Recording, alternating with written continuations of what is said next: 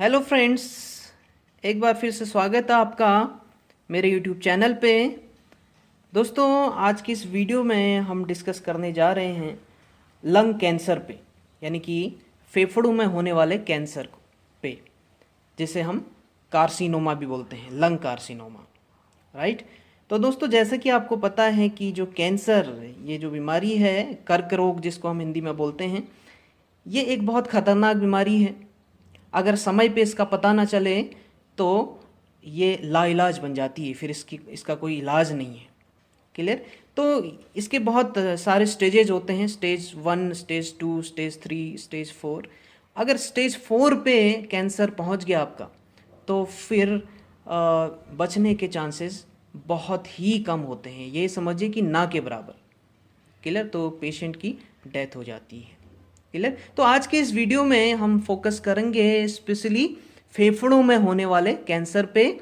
ये कैसे होता है, इसके कारण क्या है, और इसे हम कैसे आइडेंटिफाई करेंगे, यानी कि डायग्नोस कैसे करेंगे, और ट्रीटमेंट के लिए हम क्या क्या कर सकते हैं, इस वीडियो पे हम डिस्कस करेंगे। तो आइए दोस्तों डिस्कस करते हैं।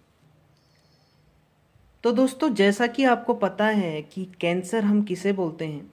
कैंसर वो स्टेज है जब आपकी सेल्स का अनकंट्रोल्ड डिवीजन होता है, अनकंट्रोल्ड सेल डिवीजन होता है, ठीक है, किसी भी पार्ट पे, तो उस पार्ट पे आपका कैंसर डेवलप होता है। तो ठीक उसी तरह अगर रेस्पिरेटरी ट्रैक्ट की बात करें, यानी कि लंग की हम बात कर रहे हैं, लंग कैंसर की, तो uncontrolled division of epithelial cells of respiratory tract is known as lung cancer.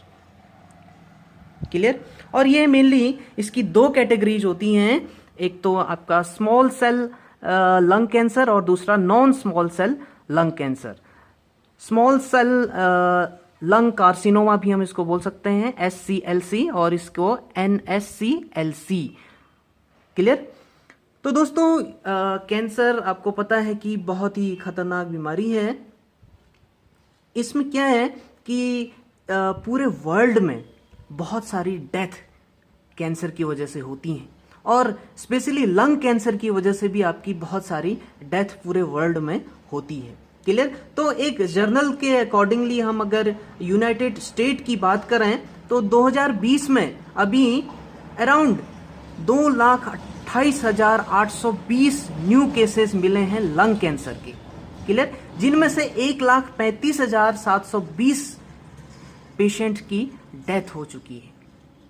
Clear. ये डेटा हमने लिया हुआ है एक जर्नल से, राइट, US जर्नल है, वहां से हमने ये डेटा लिया हुआ है। तो अगर इंडिया में इसकी बात करें तो 2020 के डेटा के 2012 के डेटा के अनुसार 70,275 केस रिपोर्ट किए गए इंडिया में लंग कैंसर के, राइट। और उसी ईयर की अगर बात करें तो अराउंड 48,000 केसेस में मतलब डेथ केसेस थे, 48,000 अराउंड आपकी क्या थे, डेथ केसेस थे। क्लियर। तो आप इससे अंदाजा लगा सकते हैं कि ये कितनी खतरनाक बीमारी है लंग कैंसर, राइट।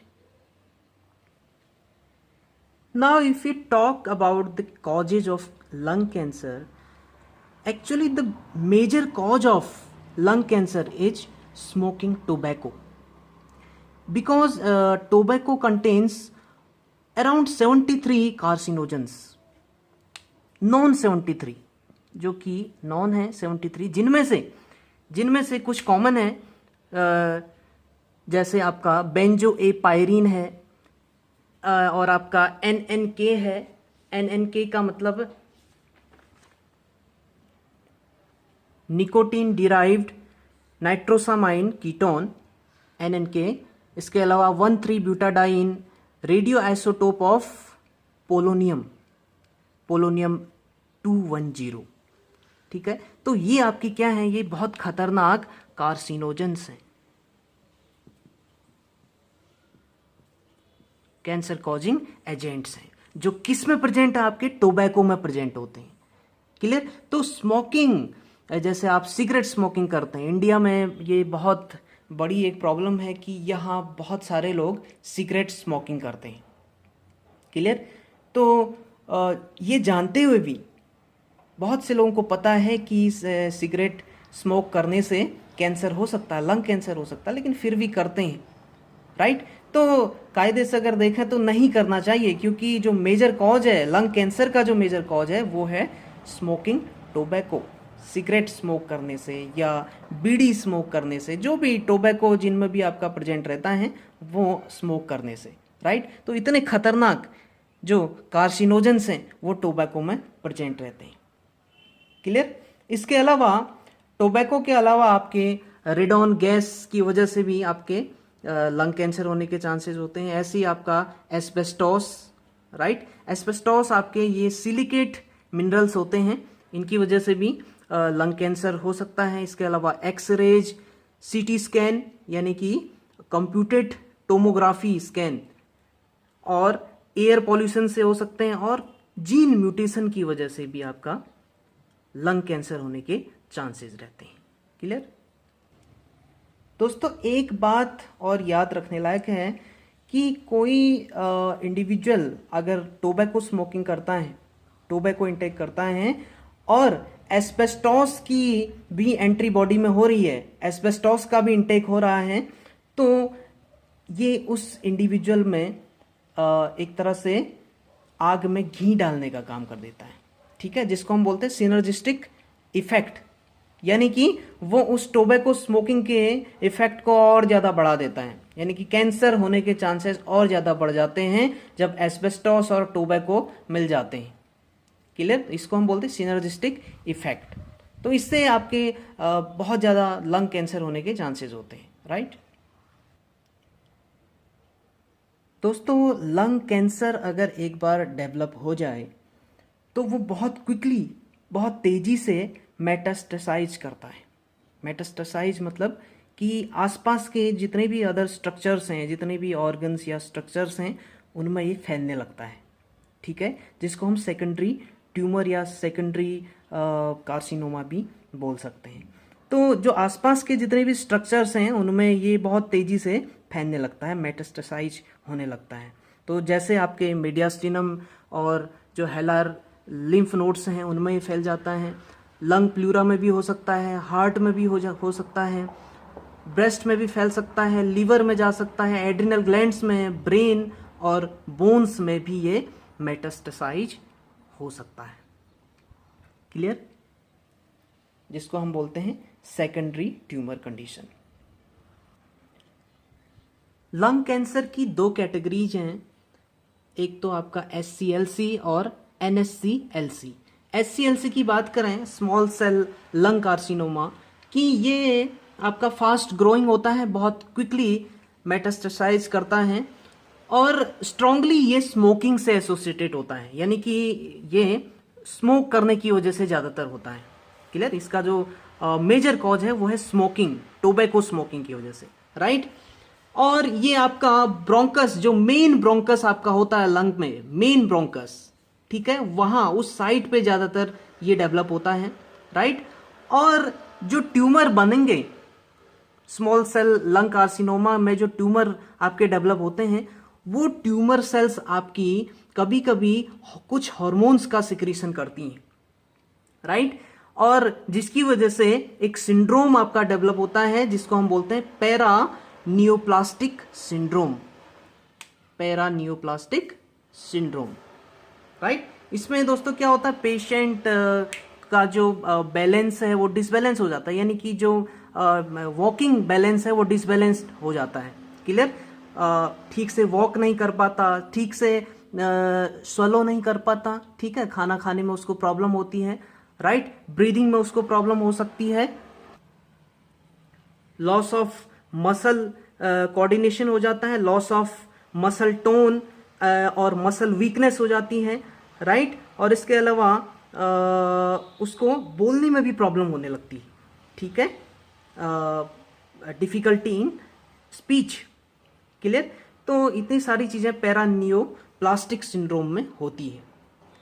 हार्मोन में जैसे एड्रिनोकॉर्टिकोट्रोपिक हार्मोन रिलीज होता है, जो कॉज करता है release of cortisol, adrenal gland से कॉर्टिसोल का रिलीज होता है, राइट, जब आपका ACTH हार्मोन रिलीज होता है, ठीक है, जिसकी वजह से क्या होता है, आपका ब्लड ग्लूकोज इंक्रीज हो जाता है, उसका अमाउंट बढ़ जाता है ब्लड ग्लूकोज का, राइट, और BP भी आपका बढ़ जाता है, ब्लड प्रेशर भी आपका बढ़ जाता है। क्लियर? ACTH के अलावा एंटी डाययूरेटिक हार्मोन भी आपका रिलीज होता है, कभी कभी कुछ ट्यूमर सेल्स इसको भी रिलीज करती हैं, जिससे आपका वाटर रिटेंशन बढ़ जाता है, ब्लड प्रेशर बढ़ जाता है, और यूरिन की जो कंसंट्रेशन है वो भी बढ़ जाती है, राइट। दोस्तों कभी कभी ट्यूमर सेल्स आपकी कुछ ऑटो एंटीबॉडीज भी रिलीज करती हैं, जिसकी वजह से ऑटो इम्यूनिटी हो जाती है, राइट, ऑटो इम्यून डिजीज की कंडीशन आ जाती है, जो आपके न्यूरॉन्स को डिस्ट्रॉय करना शुरू करती हैं, राइट। इस कंडीशन को हम बोलते हैं लैम्बर्ट-एटन मायस्थेनिक सिंड्रोम। क्लियर? इसमें क्या होता है, इसमें पेशेंट बहुत वीकनेस फील करता है, पेशेंट की जो मसल्स होती हैं बहुत बहुत ज़्यादा वीक हो जाती हैं। क्लियर? वॉकिंग में उसको प्रॉब्लम होती है, राइट, बहुत थकान महसूस करता है, और आईलिड ड्रूपिंग हो जाती है, यानी कि जो आपकी पलकें होती हैं, आंखों की पलकें ऊपर की, वो आपकी नीचे को झुकने लगती है, राइट। ऐसा लगता है जैसे आपको नींद की झपकी आ रही हो, इस तरह की हर टाइम आपकी आईलिड्स जो है इस तरह से ड्रूप हो जाती, झुक जाती है नीचे को। क्लियर? और इसके अलावा हर टाइम आप अपना मुंह सूखा सूखा सा फील करते हैं, राइट, और बोलने में प्रॉब्लम होती है, trouble in speaking and swallowing also, निगलने में भी प्रॉब्लम होती है, सांस लेने में भी प्रॉब्लम होने लगती है, राइट, ब्रीदिंग प्रॉब्लम भी होने लगती है। क्लियर? तो ये एक सिंड्रोम है जो कि टाइप 2 हाइपर सेंसिटिविटी रिएक्शन का एग्जाम्पल है, लैम्बर्ट-एटन मायस्थेनिक सिंड्रोम। क्लियर? अब बात करते हैं NSCLC की, non small cell lung carcinoma की बात करते हैं। तो इसको फर्दर कैटेगराइज किया गया है 3 सब कैटेगरीज में। पहला आपका एडिनो कार्सिनोमा।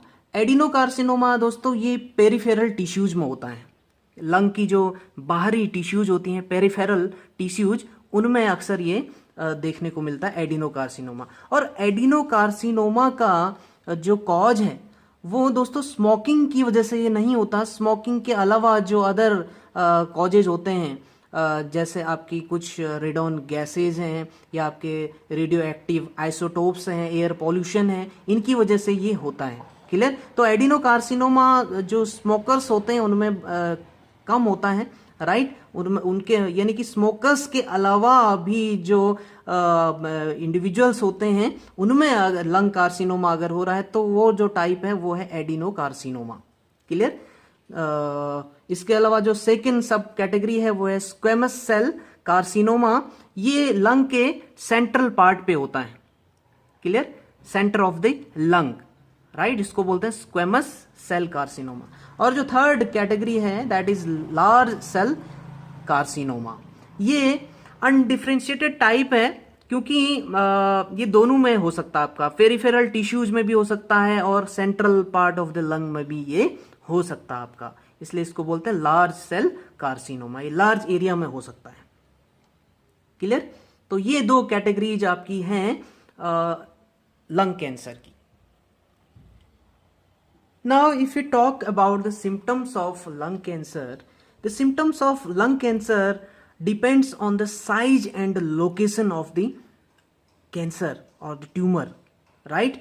तो दोस्तों जब भी लंग कैंसर आपका होता है या कैंसर की कंडीशन जब भी आती है तो आपका जो इम्यून सिस्टम है, बॉडी का जो इम्यून सिस्टम है, वो इम्यून रिस्पॉन्स आपका जनरेट करता है, जिसमें इम्यून सिस्टम जब आपका इम्यून रिस्पॉन्स जनरेट करता है तो कुछ फैक्टर्स आपके रिलीज होते हैं, कुछ केमिकल फैक्टर्स आपके रिलीज होते हैं, जिनमें से आपका tumour necrosis factor alpha, interleukin 1 and interleukin 6 आपके कॉमनली रिलीज होते हैं, जो क्या कॉज करते हैं, जिनकी वजह से क्या होता है, बॉडी का वेट लॉस हो जाता है, फीवर आपका डेवलप होता है और नाइट स्वेटिंग होती है।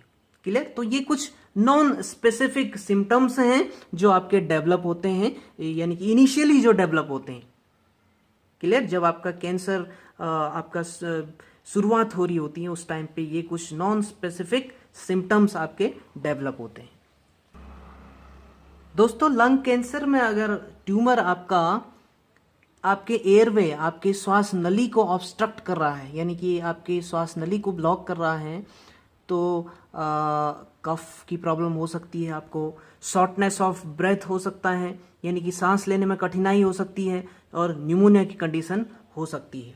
ठीक है, खांसी, सांस लेने में प्रॉब्लम और न्यूमोनिया की कंडीशन आपकी बन सकती है जब ट्यूमर आपका एयरवे को ऑब्स्ट्रक्ट कर रहा है। और ट्यूमर अगर आपकी नर्व्स को कंप्रेस कर रहा है, नर्व्स जो आपकी लंग्स से होते हुए गुजरती हैं उनको अगर कंप्रेस करता है तो चेस्ट पेन होता है, बहुत तेज दर्द होता है चेस्ट में, राइट। और आपकी वॉइस आपकी चेंज हो जाती है, चेंज इन वॉइस कब, जब आपकी लेरिंजियल नर्व्स का कंप्रेशन होता है, राइट। और अगर फ्रेनिक नर्व आपकी कंप्रेस हो रही है तो डिफिकल्टी इन ब्रीथिंग आपकी होती है, सांस लेने में प्रॉब्लम होती है फ्रेनिक नर्व के कंप्रेशन होने से। और अगर ट्यूमर आपकी ब्लड वेसल्स को कंप्रेस कर रहा है, ब्लड वेसल यानी कि जो ब्लड सप्लाई है, ब्लड वेसल्स है नियर लंग्स, जैसे आपकी सुपीरियर वेना केवा है, राइट, SVC, ठीक है। अगर सुपीरियर वेना केवा का कंप्रेशन अगर हो रहा है तो क्या होगा, बैक ऑफ ब्लड आपका बैक फ्लो करने लगता है, ठीक है। यानी कि ब्लड सप्लाई ठीक से नहीं होगी, ब्लॉकेज आ जाता है, जिससे क्या होता है आपका फेशियल स्वेलिंग आ जाती है, आपके फेस में स्वेलिंग होने लगती है, और शॉर्टनेस ऑफ ब्रेथ, क्लियर, सांस लेने में दिक्कत होने लगती है, क्योंकि आपका अगर ब्लड सप्लाई नहीं हो पा रहा है, ब्लॉकेज हो गया तो ऑक्सीजन की कमी होने लगती है बॉडी में, ठीक है। तो आप बहुत कोशिश करते हैं, बहुत ताकत लगाते हैं सांस लेने के लिए, लेकिन सांस ली नहीं जाती, बहुत दिक्कत होती है, ठीक है, शॉर्टनेस ऑफ ब्रेथ की प्रॉब्लम हो जाती है। डायग्नोसिस की बात करें तो बहुत तरह से डायग्नोस हम कर सकते हैं कैंसर को, लंग कैंसर को, जैसे चेस्ट एक्सरे के थ्रू, जिसमें आपको क्या होता है, जब आप एक्सरे फिल्म को देखेंगे तो उसमें कुछ कॉइन शेपेड लीजन्स आपको विजिबल होते हैं, जैसा कि इमेज में आप देख रहे हैं, कॉइन शेप्ड लीजन्स आपको विजिबल होते हैं, राइट। और चेस्ट CT स्कैन अगर करें, कंप्यूटेड टोमोग्राफी के थ्रू भी हम डायग्नोस कर सकते हैं। उस फिल्म में आपको क्या दिखेगा, उसमें नॉन कैल्सिफाइड नोड्यूल्स आपको दिखते हैं लंग्स में, राइट। इसके अलावा इस तरह के जो फाइंडिंग्स होती हैं दोस्तों, वो हमें कुछ इन्फेक्शियस कंडीशंस में भी देखने को मिलती है, ठीक है। तो कंफर्म करने के लिए हम टिश्यू बायोप्सी कर सकते हैं फ्रॉम ब्रोंकोस्कोपी के थ्रू आप टिश्यू बायोप्सी कर सकते हैं, ठीक है, उसमें आप आइडेंटिफाई कर सकते हैं। इसके अलावा FNAC हम कर सकते हैं, फाइन नीडल एस्पिरेशन, साइटोलॉजी हम कर सकते हैं, जो हमको क्या देती हैं, हिस्टोपैथोलॉजिक डायग्नोसिस हमको देती है, क्लियर। इसमें हम जो कैंसरस सेल्स हैं उनको आइडेंटिफाई कर सकते हैं, ट्यूमर सेल्स को आप ऑब्जर्व कर सकते हैं, क्लियर। तो इस तरह से डायग्नोसिस की जाती है।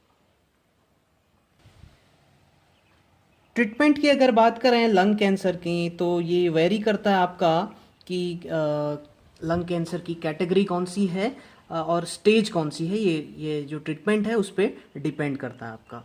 तो यहाँ पे कुछ ट्रीटमेंट हमने लिखे हुए हैं, जैसे सर्जरी से आप ट्रीट कर सकते हैं, यानी कि जो आपका अफेक्टेड एरिया है, जो ट्यूमर जहाँ पे बना हुआ है उस एरिया को आप रिमूव कर सकते हैं, ठीक है, वहाँ पे टिश्यूज़ को हम रिमूव कर सकते हैं सर्जरी के थ्रू, ठीक है।